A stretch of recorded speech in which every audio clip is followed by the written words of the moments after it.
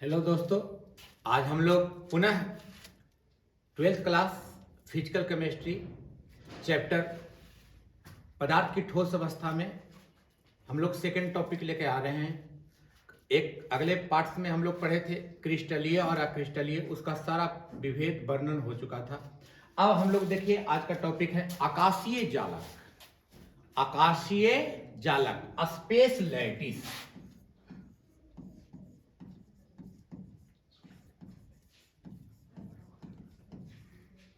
Space lattice आकाशीय जालक, इसी का दूसरा नाम है त्रिविमीय जालक। आकाशीय जालक कहिए चाहे त्रिविमीय जालक कहिए, तो कहता है कि आकाशीय जालक कहते किसको है? तो बिंदुओं का वह प्रतिरूप जो क्रिस्टल में कणों की व्यवस्था को प्रदर्शित करता है। बिंदुओं का वह प्रतिरूप जो क्रिस्टल में कणों की व्यवस्था को प्रदर्शित करता है, उसे हम लोग कहते हैं आकाशीय जालक, स्पेस लैटिस। या कहता है कि कई इकाई सेल को, या दूसरे रूप में हम लोग कैसे लिख सकते हैं?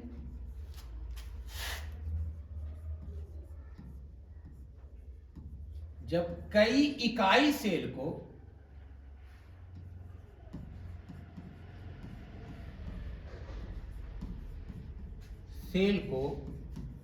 आपस में जोड़ दिया जाए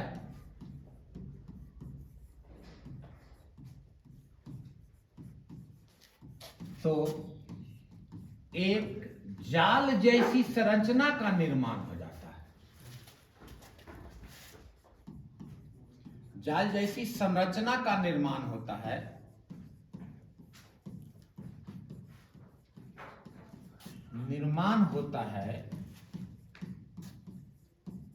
उसे आकाशीय जालक कहते हैं।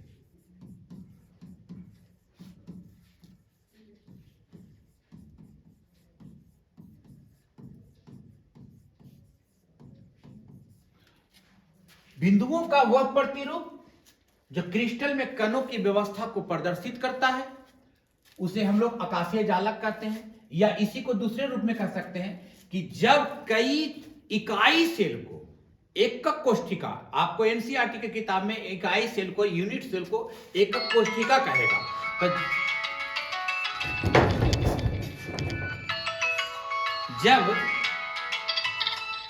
कई इकाई सेल को आपस में जोड़ दिया जाए तो एक नेटवर्क संरचना का निर्माण होता है, उसे आकाशीय जालक कहते हैं, स्पेस लैटिस कहते हैं, त्रिविमीय जालक कहते हैं। अब जैसे देखिए आकाशीय जालक,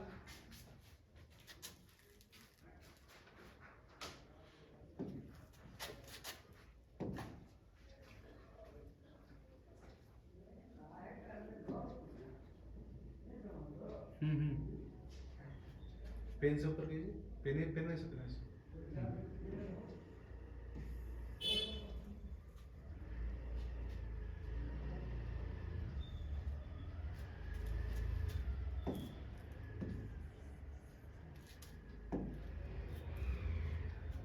फिगर में हम लोग आकाशीय जालक का समझ लें।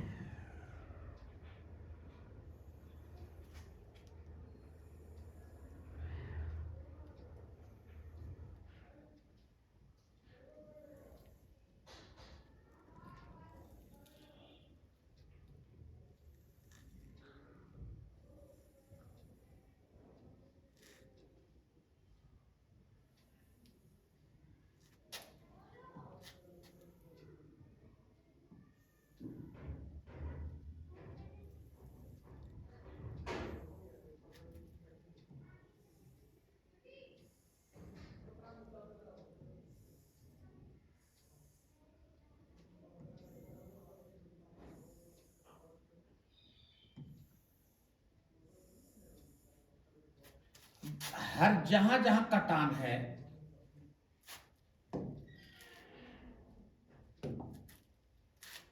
ब्लैक नहीं सर, ब्लैक नहीं, दूसरा रंग।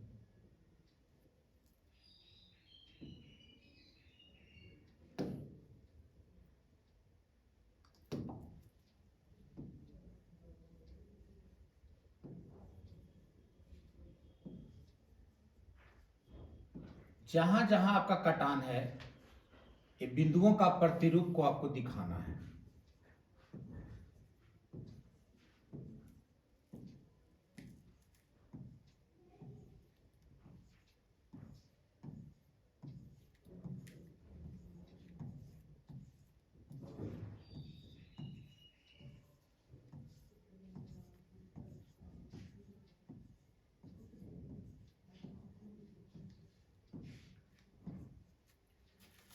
बिंदुओं का वह प्रतिरूप जिसके बार बार पुनरावृत्ति होने से एक जाल जैसी संरचना का निर्माण होता है, उसे हम लोग कहते हैं आकाशीय जालक।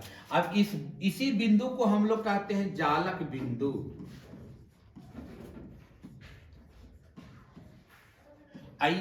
एक छोटा सा भाग, ये देखिए, अगर हम इसकी बात कर लें, यह एक छोटा सा भाग, यह एक छोटा सा भाग कहलाएगा इकाई सेल। इकाई सेल। अब यहां देखिए, जब कई इकाई सेल को 1 2 3 4 5 6 7 8 9 10 11 12 जब कई इकाई सेल को आपस में जोड़ दिया जाता है तो एक जाल जैसी संरचना का निर्माण होता है। इसी संरचना को कहते हैं हम लोग आकाशीय जालक। आकाशीय जालक। अब आकाशीय जालक में एक डॉट जो इस संरचना है, ये संरचना, डॉट जो संरचना है, इस संरचना को हम लोग कहते हैं जालक बिंदु। इस सारे संरचना को हम लोग कहेंगे जालक बिंदु। अब आकाशीय जालक का ये जो छोटा सा भाग जो 1 2 3 4 देख रहे हैं, इसको कहते हैं हम लोग इकाई सेल। अब इसकी संरचना देखिए, अगर इस बोर्ड पे ऐसे देखा जा रहा है तो आपको 1 पार्ट 2 पार्ट 3 पार्ट दिखाई दे रहा है। 3 पार्ट इसके डीप में अंदर की ओर है, यानी कि इसमें 6 भाग है, 6 फलक है।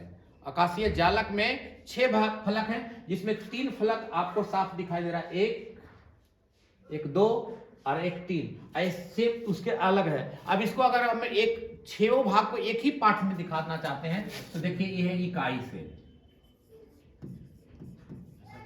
इकाई सेल।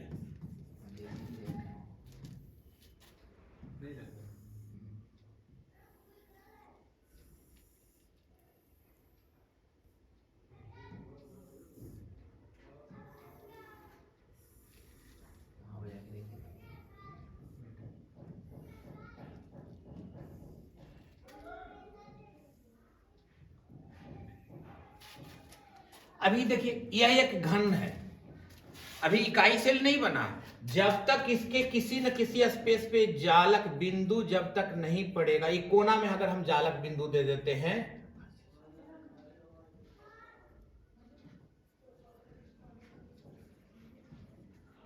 अब जाकर के यह एक यूनिट सेल बन चुका है। अब कौन सा यूनिट सेल बना है वो अलग चीज है, लेकिन आपका यही सेम पार्ट्स ये है, ये जितने भी छोटे छोटे पार्ट्स देख रहे हैं, इस सब के सब क्या है, इकाई सेल है। तो अब इकाई सेल किसे कहते हैं?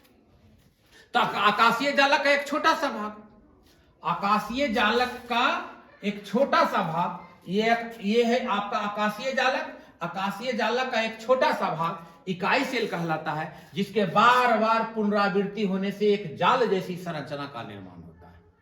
जिसके बार बार पुनरावृत्ति होने से, बार बार रिपीटेशन होने से एक नेटवर्क स्ट्रक्चर का निर्माण होता है। तो एक छोटा सा भाग कहलाता है इकाई सेल। आकाशीय जालक का एक छोटा सा भाग इकाई सेल कहलाता है। और या कई इकाई सेल को आपस में जोड़ दिया जाए, कई इकाई सेल को आपस में जोड़ देने के पश्चात एक जाल जैसी संरचना का निर्माण हो जाता है। इसी को हम लोग कहते हैं आकाशीय जालक। यानी कि आकाशीय जालक का निर्माण इकाई सेल से हुआ है। जब कई इकाई सेल मिलेगा तो आकाशीय जालक का निर्माण होगा। तो अब इसमें से ये जो डॉट स्ट्रक्चर है, ये सारे डॉट स्ट्रक्चर कहलाता है जालक बिंदु, लैटिस पॉइंट। लैटिस पॉइंट, इसको कहेंगे स्पेस लैटिस, इसको कहते हैं यूनिट सेल। ऐसे एनसीईआरटी के किताब में इसको लिखा रहेगा एकक कोष्ठिका। इकाई सेल का ही दूसरा नाम है एकक कोष्ठिका। अब यहां में आ गया आपका यूनिट सेल। अब इकाई सेल क्या है वो तो समझ में आ गया कि आकाशीय जालक का एक छोटा सा भाग जिसके बार बार पुनरावृत्ति होने से एक जाल जैसी संरचना का निर्माण हुआ, उसे हम लोग कहते हैं आकाशीय जालक। और आकाशीय जालक का एक छोटा सा भाग इकाई सेल कहलाता है। आकाशीय जालक का छोटा सा भाग इकाई सेल कहलाता है। इकाई सेल में जब तक ये लैटिस पॉइंट नहीं होंगे, इसको हम लोग एक डॉट स्ट्रक्चर से इंडिकेट करते हैं, तो इसी डॉट स्ट्रक्चर को हम लोग कहते हैं lattice point. Dot structure lattice point कहलाता है। अब आगे देखें,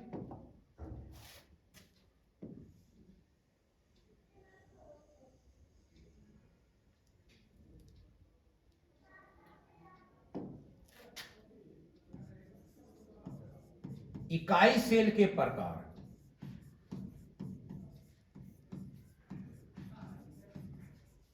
बहुत इंपॉर्टेंट टॉपिक है यूनिट सेल। इससे इसके 4-5 कंडीशन से हम लोग डिवाइड करके इसको इकाई सेल के बारे में जान लें। तो इकाई सेल किसे कहते हैं जान गए। अब इकाई सेल कितने प्रकार के होते हैं, तो इकाई सेल मेनली आपको 11-12 क्लास में 3 ही पढ़ना है, लेकिन इकाई सेल यहां 5 है, पांचों को हम लोग डिस्कस करेंगे। पहला है सरल सेल। सरल सेल, इसी का दूसरा नाम है मूल सेल, यानी प्रिमिटिव सेल। सरल इकाई सेल, तो इकाई सेल कई प्रकार के। पहला है सरल इकाई सेल। तो सरल इकाई सेल किसे कहते हैं या मूल सेल किसे कहते हैं, तो सरल इकाई सेल कहता है कि जब लैटिस पॉइंट, वैसे इकाई सेल जब लैटिस पॉइंट आपके कोने पर इंडिकेट हो, यानी कि कोने पर इंगित होगा, तो वह कहलाएगा सरल इकाई सेल। अब देखिए ध्यान से, जब जालक बिंदु सिर्फ कोने पर हो,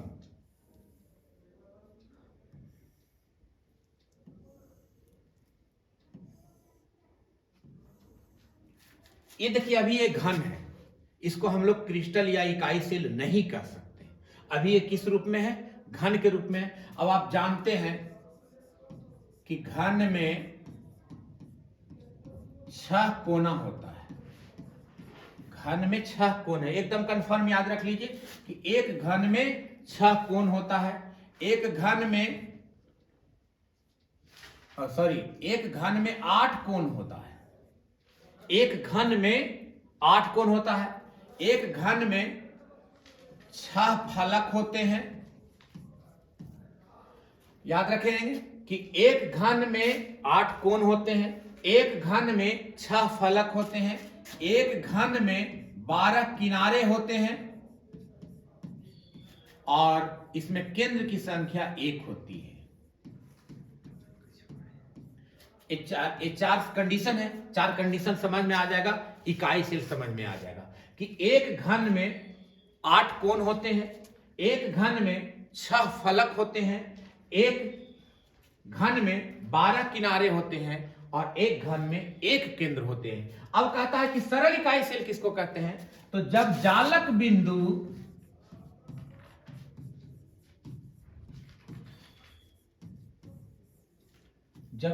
बिंदु सिर्फ कोण पर निहित हो,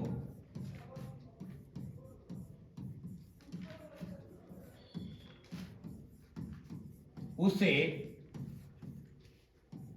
SCC कहते हैं।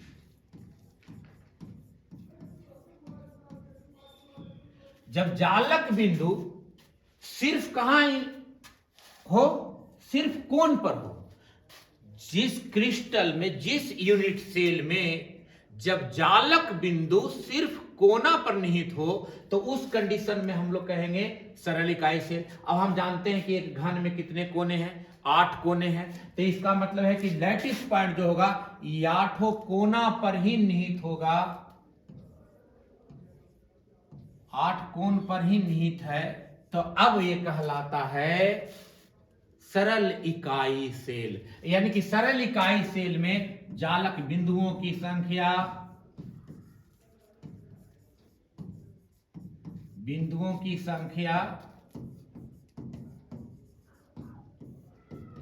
8 होती है।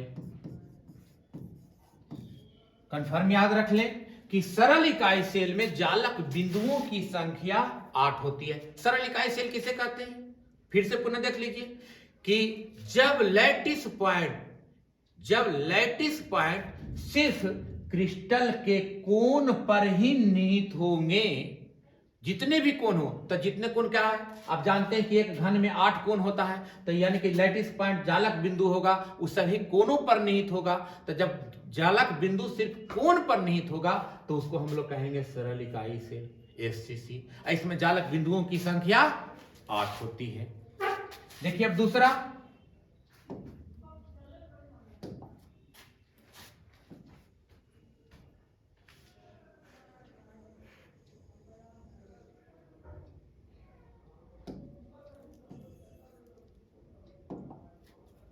कलम से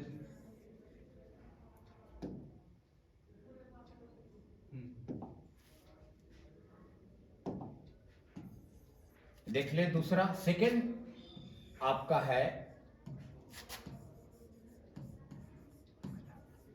फलक इकाई सेल। फलक केंद्रित इकाई सेल, कुछ भी लिखा रहता है, एफसीसी, इसको शॉर्ट में कहते हैं एफसीसी, फेस सेंटर्ड सेल, फलक इकाई सेल। अब फलक इकाई सेल कहता है किसको? कि वैसा इकाई सेल। इकाई सेल का 5 भेद है। पहला था सरल इकाई सेल, दूसरा है फलक इकाई सेल। अब फलक इकाई सेल किसे कहते हैं? तो वैसा इकाई सेल जब जालक बिंदु कोना के अलावे प्रत्येक फलक में हो तो उसको हम लोग कहेंगे एफसीसी। वैसा इकाई सेल जब जालक बिंदु कोना के अलावे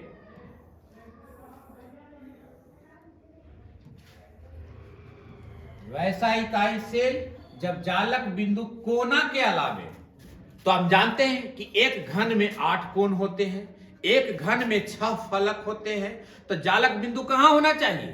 कोना और फलक। तो जब कोना के अलावे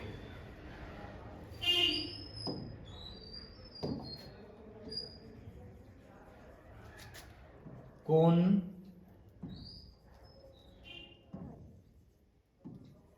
लैटिस पॉइंट कोण के अलावे प्रत्येक फलक के केंद्र में हो। अब देखिए यह एक फलक है, ये दूसरा फलक है, ये आपका तीसरा फलक है, ये आपका चौथा फलक है, और देखिए एक फलक ये आपके अंदर है, ये 5वां, ये आपका बाहरी फलक है।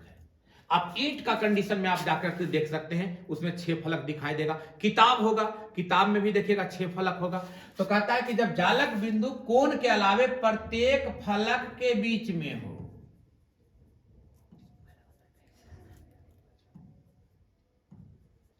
एक पिछला और एक आगे की ओर, देखिए, यानी कि फलक इकाई सेल किसे कहेंगे? जब जालक बिंदु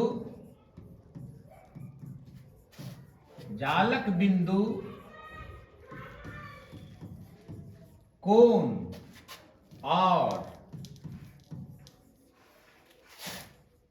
प्रत्येक फलक के बीच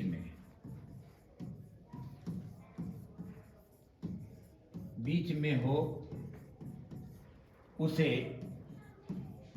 एफसीसी कहते हैं। अब बताइए, इसका मतलब है कि जालक बिंदुओं का संबंध यहां 2 कंडीशन से है। अब इसका रिलेशन जो है, बिंदु का डॉट का रिलेशन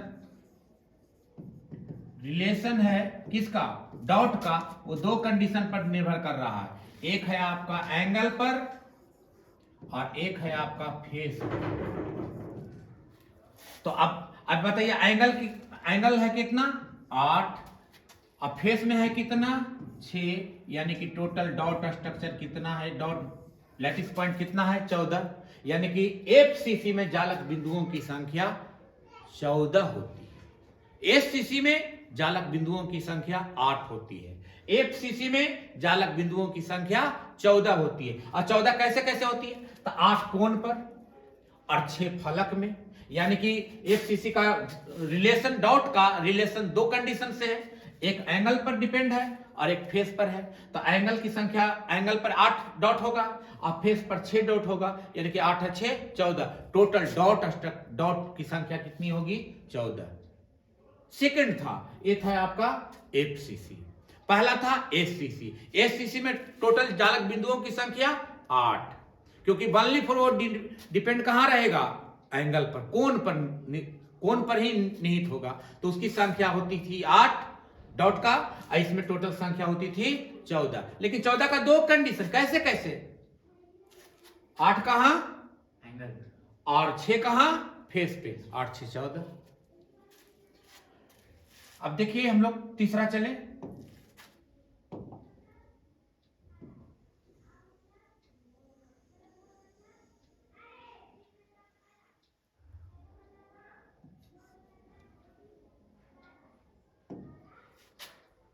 तीसरा है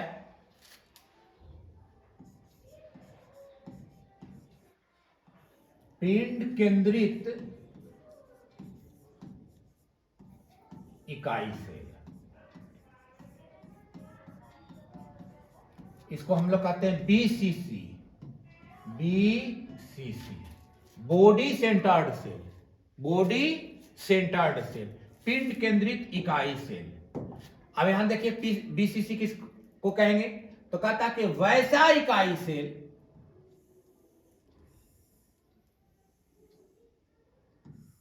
जिसमें जालक बिंदु कोना के अलावे, वैसा इकाई सेल जिसमें जालक बिंदु कोण के अलावे केंद्र में निहित होता है, उसे हम लोग कहते हैं BCC, body centred cell. BCC, body centred cell.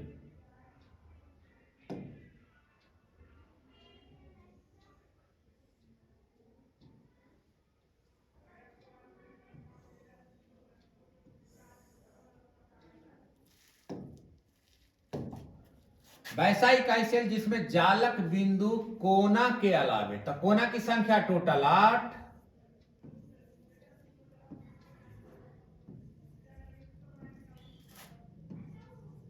और एक केंद्र में होता है। कोना के अलावे केंद्र में होता है। तो जब जालक बिंदु कोना के अलावे अगर केंद्र में निहित हो जाए, तो याद रखिए कि वह कहलाएगा बॉडी सेंटर्ड सेल। जालक बिंदु कहां कहां है? जालक बिंदु कोण के अलावे केंद्र में हो, केंद्र में हो, उसे बीसीसी कहते हैं। अब बताइए इसका रिलेशन क्या है? डॉट का रिलेशन है लैटिस पॉइंट का कहां कहां? तो लैटिस पॉइंट का रिलेशन हो गया, पहला हो गया एंगल और दूसरा हो गया सेंटर। एंगल तो एंगल की संख्या कितनी? 8, और सेंटर कितना? 1, यानी कि टोटल डॉट लैटिस पॉइंट कितना? 9। लैटिस पॉइंट हो गया टोटल 9।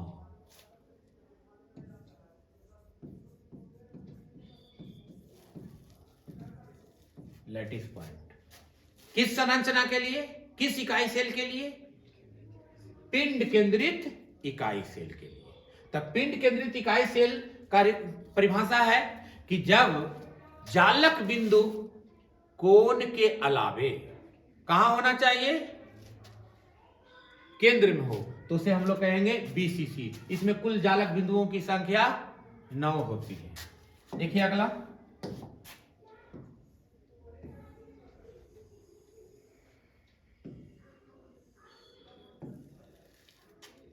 फोर्थ,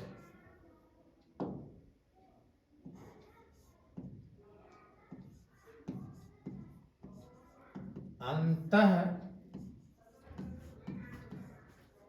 केंद्रित इकाई सेल, इसको हम लोग कहते हैं ECC. ECC, end centred cell. अब इंड सेंटर्ड सेल की संरचना में से समझ लीजिए।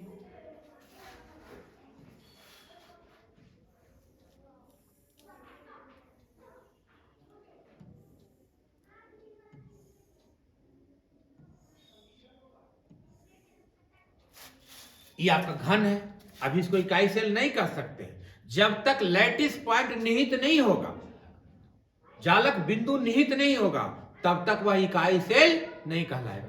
अब कहता है ईसीसी किसको कहते हैं, तो जब जालक बिंदु कोण के अलावे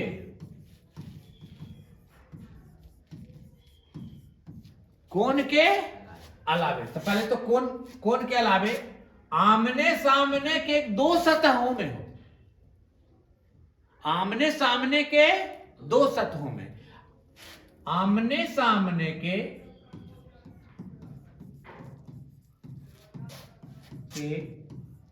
दो सतहों में हो,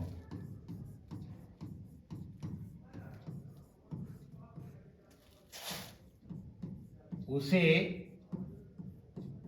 ईसीसी कहते हैं। अब देखिए जालक बिंदु कहां होना चाहिए,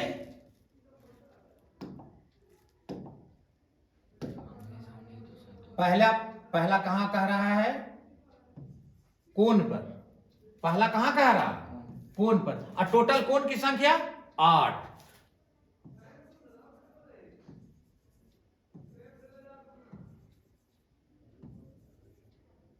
कोण पर, और उसके बाद कहता है कि आमने सामने की सतह, अगर इस सतह की बात करेंगे तो यहां से तुलना करना, अगर इसकी बात करेंगे तो यहां से तुलना करेंगे, अगर ये पिछला सतह की बात करेंगे तो इसके अगला सतह के ही सेंटर में होना चाहिए।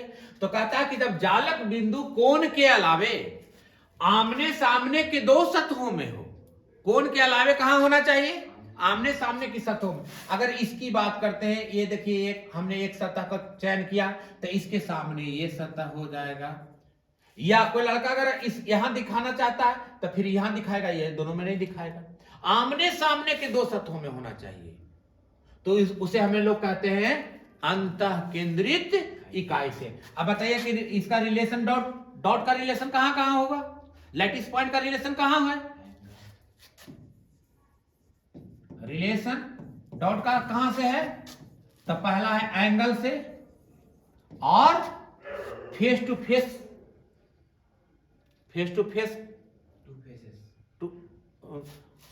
आमने सामने के टू फेसेस, आमने सामने के फेसेस,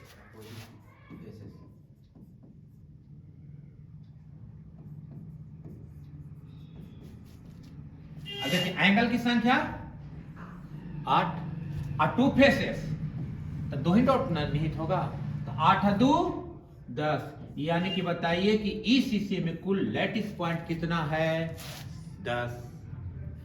अंतः केंद्रित इकाई सेल में जालक बिंदुओं की संख्या 10। कैसे कैसे, तो 8 कोना पर और 2 आमने सामने के सतहों में, तो 8 2 10। अब देखिए लास्ट,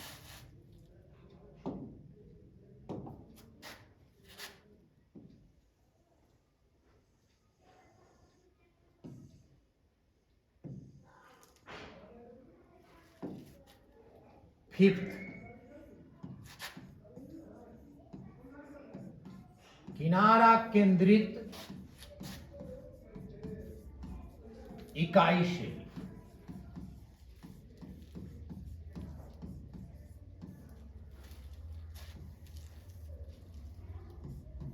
इसको शॉर्ट में कहते हैं ईडीसीसी, एज सेंटर्ड सेल, किनारा केंद्रित इकाई सेल। अब किनारा केंद्रित इकाई सेल किसे कहते हैं, पहले इस फिगर के आधार से समझ लें कि एज सेंटर्ड सेल क्या है, किसे कहेंगे as centred cell,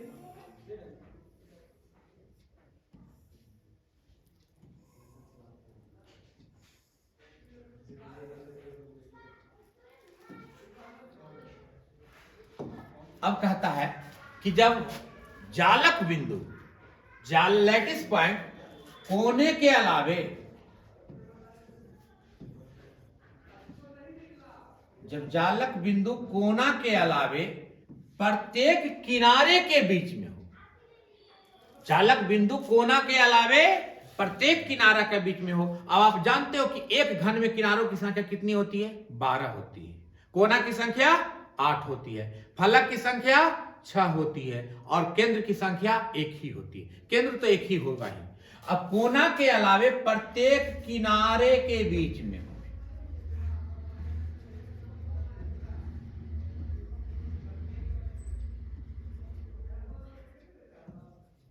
lattice point कोना के अलावे, देख लीजिए, कोना के अलावे प्रत्येक किनारे में हो जब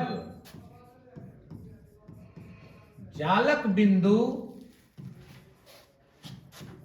कोण के अलावे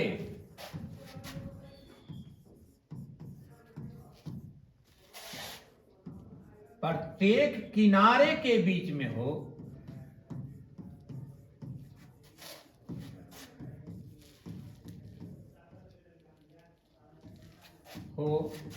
उसे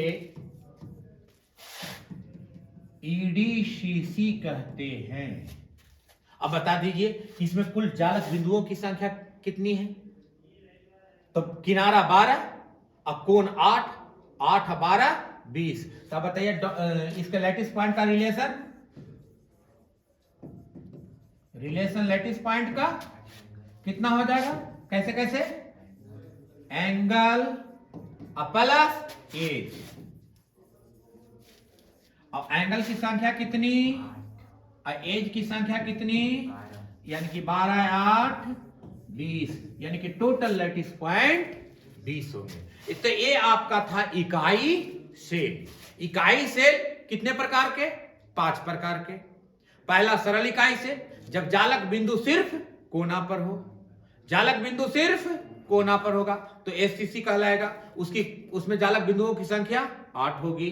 दूसरा है एफसीसी, फलक इकाई से, जब जालक बिंदु कोना के अलावे, जब जालक बिंदु कोना के अलावे प्रत्येक फलक के बीच में हो तो कहलाएगा एफसीसी। इसमें जालक बिंदुओं की संख्या टोटल 14, 8 6 14। पिंड केंद्रित इकाई से, जब जालक बिंदु कोना के अलावे केंद्र में हो तो उसको हम लोग कहेंगे पिंड केंद्रित इकाई से। अंत केंद्रित इकाई से, जालक बिंदु कोना के अलावे आमने सामने के 2 फलकों में हो तो 8 2 10। किनारा केंद्रित इकाई से, जब जालक बिंदु कोना के अलावे प्रत्येक किनारे के बीच में हो उसको हम लोग कहते हैं ईडीसीसी। अब इसमें जालक बिंदुओं की संख्या 20 होती है। तो हमने सबसे पहले क्लासिफाइड कर दिया इकाई सेल को, वर्गीकरण। इकाई सेल के 5 भागों में बांटे, पांचों का परिभाषा पढ़ लिए, पांचों में जालक बिंदुओं की संख्या पढ़ लिए और जालक बिंदु कहां कहां निहित होगा इसके बारे में पढ़ लिए। अब हम लोग इसी का इकाई सेल का सेकंड टॉपिक देखते हैं। इकाई सेल में परमाणुओं की कुल परमाणुओं की संख्या का गणना। इकाई सेल में कुल परमाणुओं की संख्या का गणना।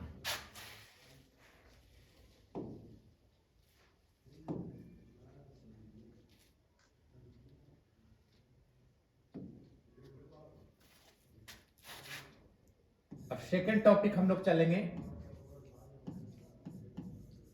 इकाई सेल में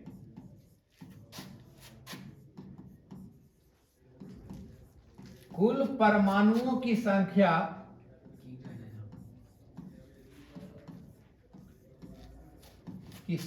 का गणना। अब फिर पुनः पांचों को लौट आएंगे एक एक करके, एससीसी, बीसीसी, एफसीसी, ईडीसीसी और ईसीसी। तो परमाणुओं की संख्या का गणना करने से पहले आप जान लीजिए कि देखिए जालक बिंदु कहां कहां हो सकता है। जालक बिंदु पहला है कोना पर। जालक बिंदु कहां हो सकता है? कोण पर। दूसरा फलक में। तीसरा केंद्र पर। और चौथा है किनारा पर।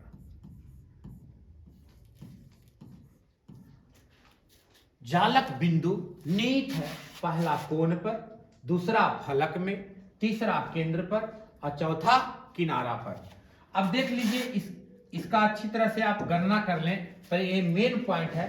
हम जानते हैं कि कोना की संख्या 8, तो जो कोना पर जो जालक बिंदु होगा चारों तरफ से 8 परमाणुओं से घिरा रहेगा। तो आप याद रखेंगे हमेशा कि एक कोना पर 1/8 परमाणु होते हैं। एक कोना पर कितना परमाणु? 1/8 परमाणु। फलक में एक फलक पर 1/2 परमाणु होते हैं। केंद्र में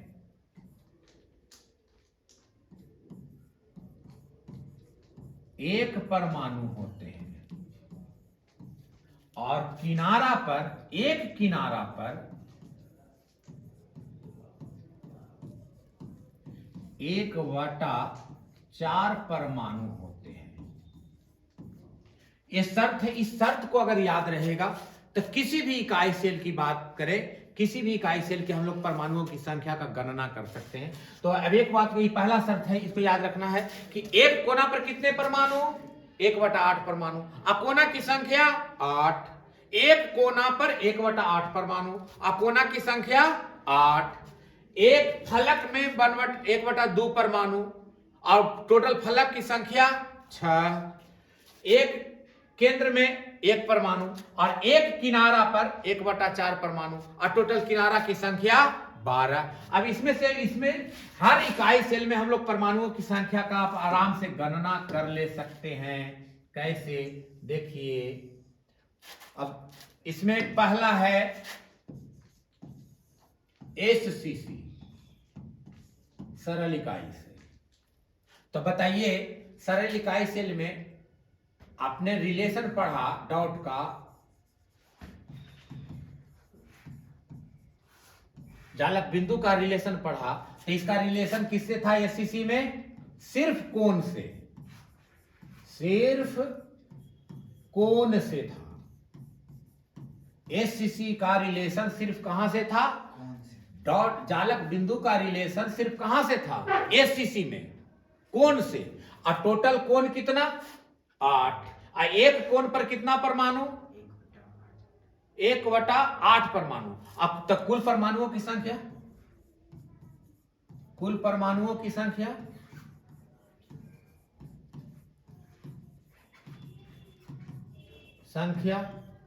कितना हो जाएगा जी? तो 8 गुने 1/8, यानी कि कुल परमाणुओं की संख्या 1 होगा। अब बताइए कि एससीसी में कुल परमाणुओं की संख्या 1। एससीसी में कुल परमाणुओं की संख्या 1। अब इसी कंडीशन से हम लोग दूसरा आ जाएंगे। देखिए, एफसीसी। अब एफसीसी में डॉट का रिलेशन कहां कहां था? जालक बिंदु का रिलेशन। तो रिलेशन इसका जालक बिंदु का रिलेशन था कोण और फलक, कोण और फलक। तो टोटल कोण कितना? 8। तो 8 गुने 1/8 और जो टोटल फलक कितना? 6। तो 6 गुने 1/2। अभी कट जाएगा तो बताइए ये कितना हो जाएगा? 1। आई कितना हो जाएगा? 3। यानी कि कुल परमाणुओं की संख्या 4। एफसीसी में कुल परमाणुओं की संख्या 4। एससीसी में कुल परमाणुओं की संख्या 1। अब तीसरा कौन है बाबू? थर्ड है आपका बीसीसी, बॉडी सेंटर्ड सेल। कौन? Body centred cell. तो बताइए डॉट का रिलेशन कहां से किसे किसे है? जालक बिंदु का रिलेशन किससे किससे है? बीसीसी में। तो रिलेशन है कोण प्लस केंद्र। कोण प्लस, तो कोण की संख्या गुने अजोड़ 1 गुने 1, ये हो जाएगा 1 + 1, यानी कि टोटल कितना? 2। अब बता दो कि कुल परमाणुओं की जो संख्या है, गणना करना था, तब कुल परमाणुओं की संख्या बीसीसी में कितना? 2। एफसीसी में कितना? एससीसी में कितना? 1। अब देखिए इसी में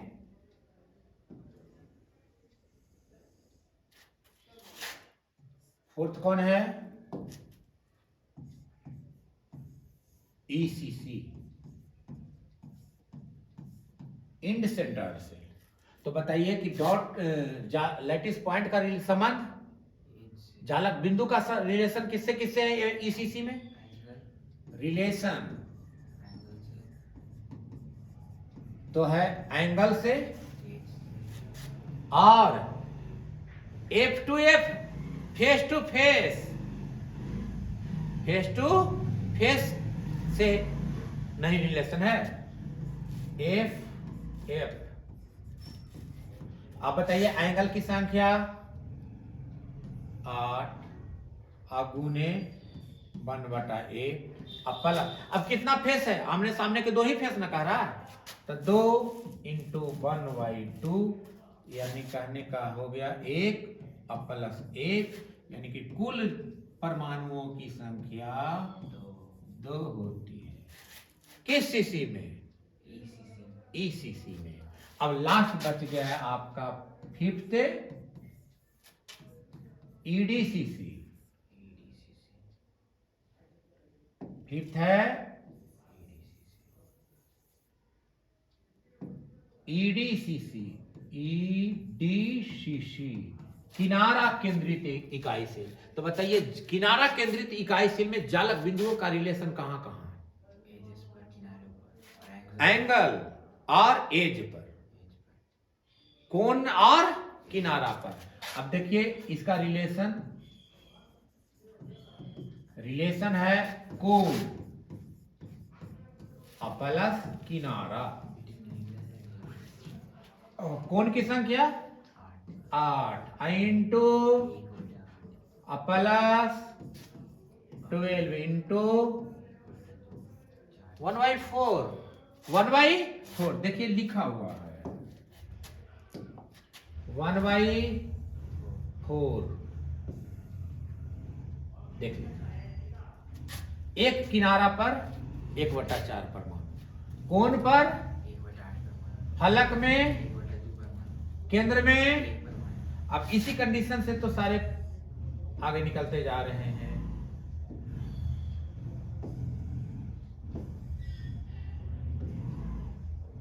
अब देख लीजिए तो कितना हो जाएगा 1 प्लस 4 × 12 3, यानी कि कुल परमाणुओं की संख्या 4 कंप्लीट। तो इकाई सेल में हम लोग अब देखिए इसका 3 कंडीशन को जाने। सबसे पहला परिभाषा जान गए, दूसरा पॉइंट जालक बिंदु जान गए, तीसरा पॉइंट उसमें कुल परमाणुओं की संख्या जान गए। कोई प्रॉब्लम?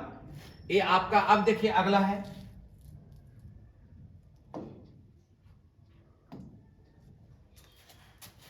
तीसरा पॉइंट आ जाइए, इकाई सेल का है। अब कहता है इकाई सेल में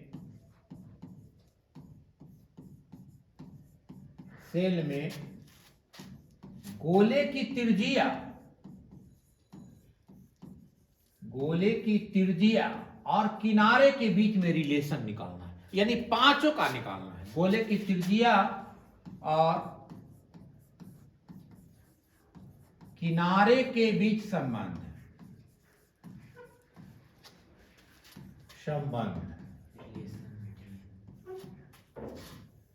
इकाई सेल में गोले की त्रिज्या और किनारे के बीच संबंध। अब देखिए हमको पांचों को एक का करके लेकर चलना। तो सबसे पहला कौन है? एसीसी, सरल इकाई सेल। अब देखिएगा फिगर के आधार से समझ लीजिए, एक समझ में आ जाएगा, पांचों समझ में आ जाएगा बाबू।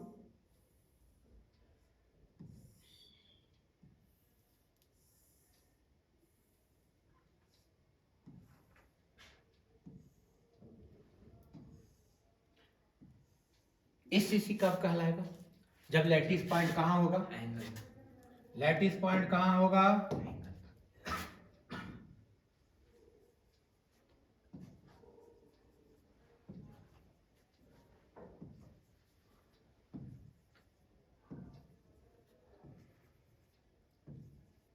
पहले तो ये क्यूब है, तो हम जानते हैं कि क्यूब की प्रत्येक भुजा आपस में क्या होती है, इक्वल होती है, बराबर होती है। तो जितनी दूरी ये जितना लंबाई ये है उतना ही लंबाई ये है, इतना ही लंबाई ये है, इतना ही लंबाई ये है। तो किसी एक किनारे पर हम लोग वर्णन कर लें, चाहे इस पे वर्णन कर लें, चाहे इस पे वर्णन करें, चाहे इस पे वर्णन करें। तो मान लें कि घन के किनारे की लंबाई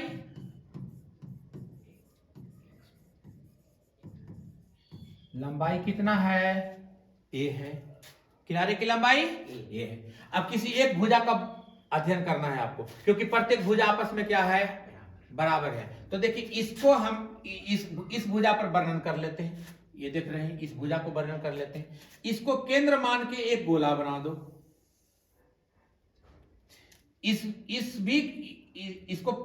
इस लैटिस पॉइंट को केंद्र मान के यहां से भी क्या कर दें, गोला बना दें।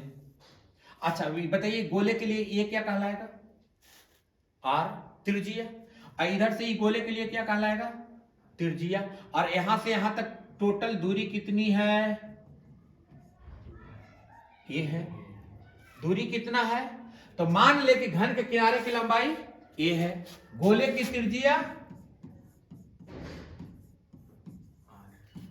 गोले की त्रिज्या आर है, गोले की त्रिज्या आर है। अब घन की लंबाई, तो आप बताइए कि इस चित्र के प्रश्न के आधार से क्या कहता है, प्रश्न से आर प्लस आर बराबर ए, इसकी दूरी इसकी दूरी के बराबर हो जाती है। तो आर प्लस आर बराबर ए, यानी कि 2r बराबर ए। तो आर बराबर कितना, अब बताइए तो रिलेशन बिटवीन गोले की त्रिज्या और किनारे के बीच में क्या संबंध निकला, एससीसी के लिए। तो एससीसी के लिए गोले की त्रिज्या और किनारे के बीच में संबंध निकला कि आर जो होगा वो भुजा की लंबाई की आधी होती है, यानी आर बराबर ए बटा 2। अब इसी कंडीशन से हम इसका दूसरा देख लेते हैं।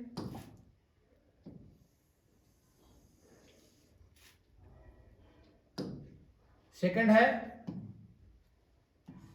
एफसीसी,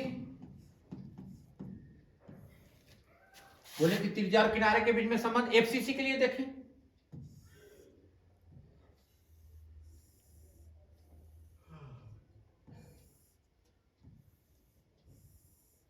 अब बात रही कि एफसीसी कहते किसको है, तब जब जालक बिंदु कोना के अलावे प्रत्येक फलक के बीच में हो।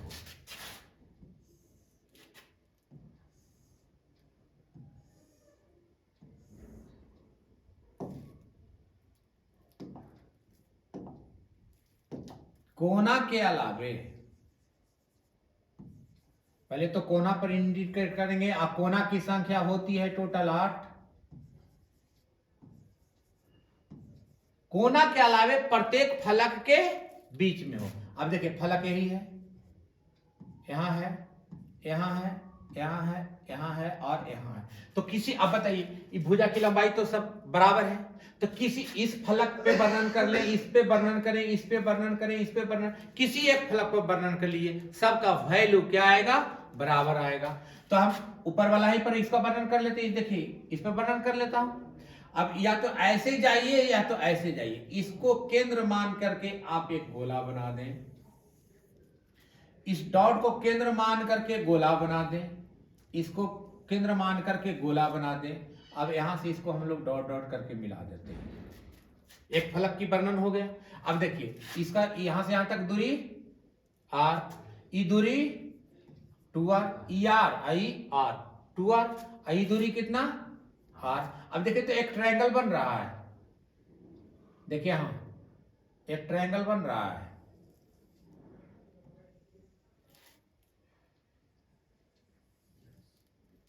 बन रहा है। अब इसमें से ई भुजा हमको मालूम है, ई भुजा की लंबाई कितना है, ए है।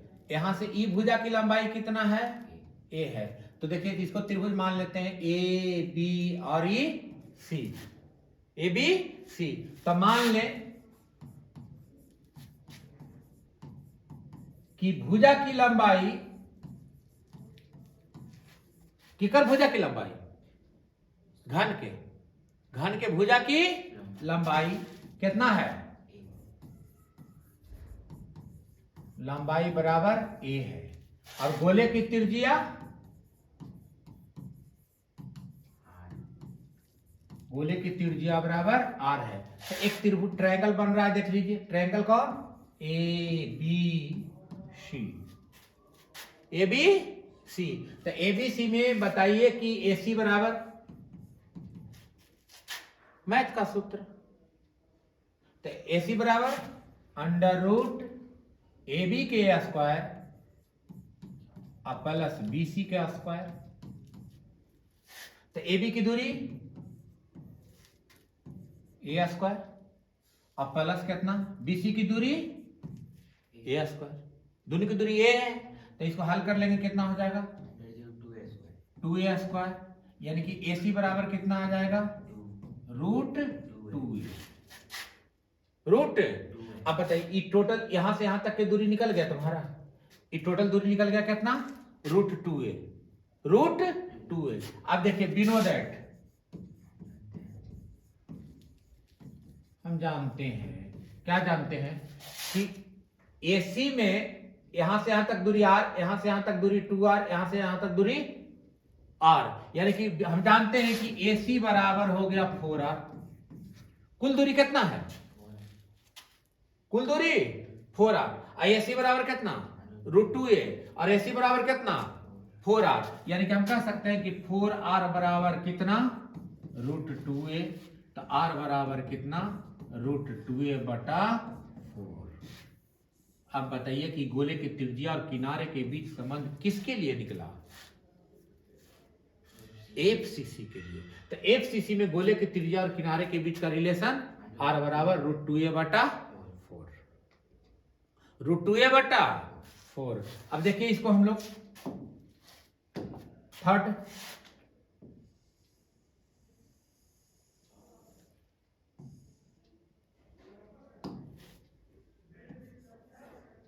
तीसरा है BCC,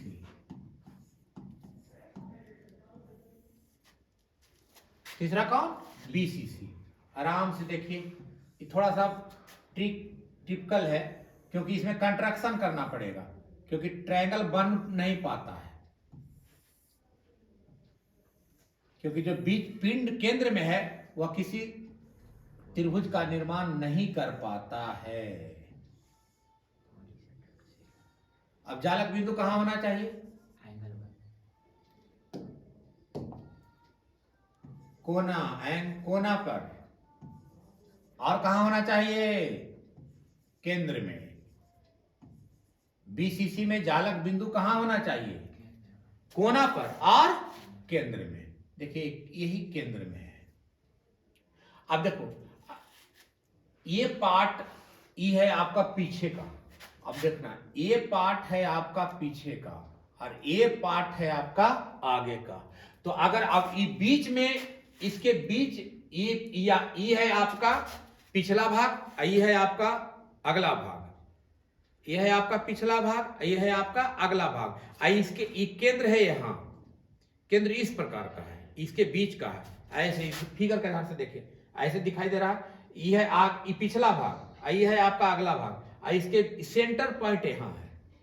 तो अब इस कंडीशन में अगर इसके हम अगला लेके चलते हैं तो आपको टच कराना होगा पिछला का इससे, अगर इसको लेके चलते हैं तो टच कराना पड़ेगा इससे, अगर इसका अगला लेके चलते हैं तो उस भाग का ये इससे टच होना है। अब इसको केंद्र मान के आप क्या करते हैं, देख लीजिए कि इसको केंद्र मान के एक गोला बना दो, इसको भी केंद्र मान करके एक गोला बना दो, इसको भी केंद्र मान के एक गोला बना दो। अब यहां से हम लोग इसको मिला देते हैं, सेम नहीं बन पाएगा, इसमें ट्रायंगल नहीं बन पाता है। ये हो गया कितना r, ये हो गया 2r, ये हो गया क्या r। अब इसमें हमको कंट्रैक्शन रचना करना पड़ेगा। देखिए ये भुजा की दूरी मालूम है हमको, कितना है, a है, अरे भुजा की लंबाई, ये भुजा की लंबाई, इसकी लंबाई ये, इसकी सबकी लंबाई a है, भुजा की लंबाई कितनी है, यहां से यहां तक की दूरी कितना है, ए है। मान ले कि भुजा की लंबाई ए है। अब इस कंडीशन में हम देखिए इसको कंट्रैक्शन करते हैं, यहां से इसको हम मिला दिया, एक रचना किए। अब बताइए तो एक ट्रायंगल बन गया ई, तो इसमें ई भुजा की लंबाई कितना है, ए, ई भुजा की लंबाई ए, ई मालूम है हमको, नहीं है। अब इसको देखिए गणना कर लेते हैं, ये हो गया बी, ये हो गया सी, ये हो गया डी। तो मान लें कि घन के किनारे की लंबाई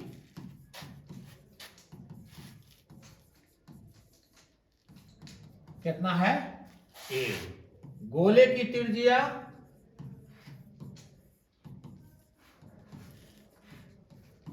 आर है। तो देखिए सबसे पहले हम लोग ट्रायंगल निकालते हैं किससे, ए बी सी से, ए डी सी से, किसे, ए डी सी से। तो ए डी सी में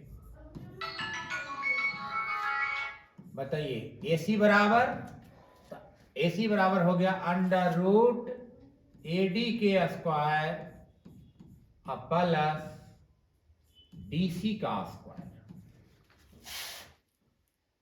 ए सी बराबर ए डी के स्क्वायर डी सी का स्क्वायर। तो अब यहां देख लीजिए कि ए डी बराबर कितना, ए स्क्वायर, और डी सी बराबर भी कितना, ए स्क्वायर, यानी कि हो जाएगा टोटल कितना, 2a स्क्वायर, यानी कि ए सी बराबर निकल गया कितना, रूट 2a। अब देखो ये दूरी हमको मालूम हो गया, रूट 2a। अब जब दूरी मालूम हो गया, ई हमको मालूम है, ये मालूम है ना, सी भी मालूम है, कितना ए है। तो अब आप बताइए कि ए भी नहीं निकल जाएगा, पुनः त्रिभुज किसमें, ए बी सी में। तो ए बी सी में अब देख लीजिए कि ए बी बराबर, तो ए बी बराबर हो गया कितना, अंडर रूट ए सी का स्क्वायर प्लस बी सी का स्क्वायर। तो अब बताइए कि ए बी बराबर कितना हो जाएगा, ए सी कितना है, रूट 2a का होल स्क्वायर अब प्लस कितना, ए स्क्वायर, यानी कि ए बी बराबर हो गया 2a स्क्वायर प्लस ए स्क्वायर, यानी ए बी बराबर हो गया अंडर रूट 3a स्क्वायर, यानी ए बी बराबर हो गया रूट 3a। तो दिक्कत, अब देख लो ए बी बराबर कितना है। अब यहां देखिए तो यहां से यहां तक लिए त्रिभुज के लिए, माने गोले के लिए ई दूरी आर, ई दूरी 2r, ई दूरी आर, यानी कि टोटल दूरी कितना हो जाएगा, 4r। वी नो दैट, यहां से आ जाइए,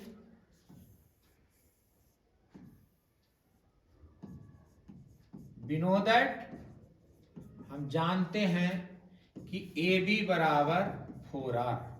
यहां देख लीजिए ए बी बराबर, ए बी बराबर और ए बी बराबर 4r, यानी कि 4r बराबर रूट 3a। तो यानी कि r बराबर रूट 3a बटा 4। कौन सी के लिए हो गया, बीसीसी के लिए। तो बीसीसी में गोले की त्रिज्या और किनारे के बीच में संबंध निकला कि r बराबर रूट 3a बटा 4। कोई दिक्कत। अब एक चीज अब यहां याद रखना है,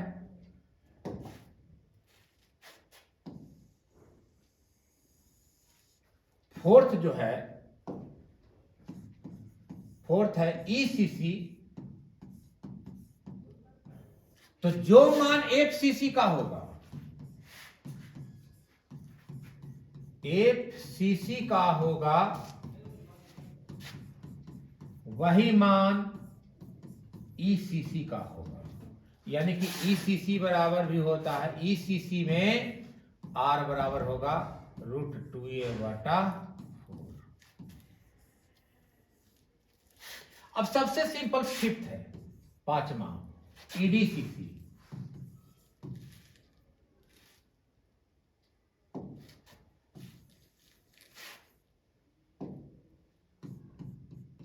ईडीसीसी देख लीजिए।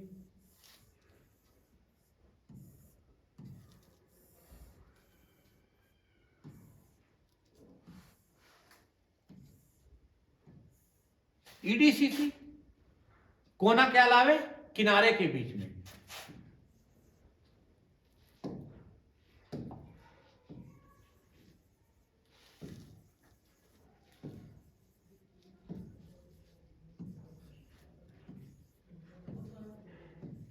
अब एक किनारा की बात कर ले, किसी भी किनारा का वर्णन कर ले। अब देखिए इसको केंद्र मान के गोला बना दिया, इसको केंद्र मान के गोला बना दिया, इसको भी केंद्र मान के गोला बना दिया। अब बताइए यहां से यहां तक दूरी ए है, आई गोले के लिए ई 2r आई r, यानी कि आप बताइए कि टोटल हो गया 4r बराबर कितना a, तो r बराबर a/4। यह रिलेशन किसका है? ईडीसीसी का। अब देख लो हम लोगों ने एक एक करके सारा स्टडी कर लिए। अब इस प्रकार आपका पांचों इकाई सेल के गोले की त्रिज्या और किनारे के बीच संबंध जो था, पहला परिभाषा समाप्त हो गया, जालक बिंदु समाप्त हो गया, कुल परमाणुओं की संख्या समाप्त हो गया, और ये लास्ट आपका क्या है? गोले की त्रिज्या और किनारे के बीच संबंध समाप्त हो गया। अब इसी में हम लोग अगले टॉपिक नेक्स्ट वीडियो में देखेंगे, वह है पैकिंग प्रगुणता और वॉइड्स, रिक्तियां और संकुलन क्षमता। तब तक के लिए धन्यवाद। आप लोग लाइक और सब्सक्राइब जरूर करेंगे। Thank you.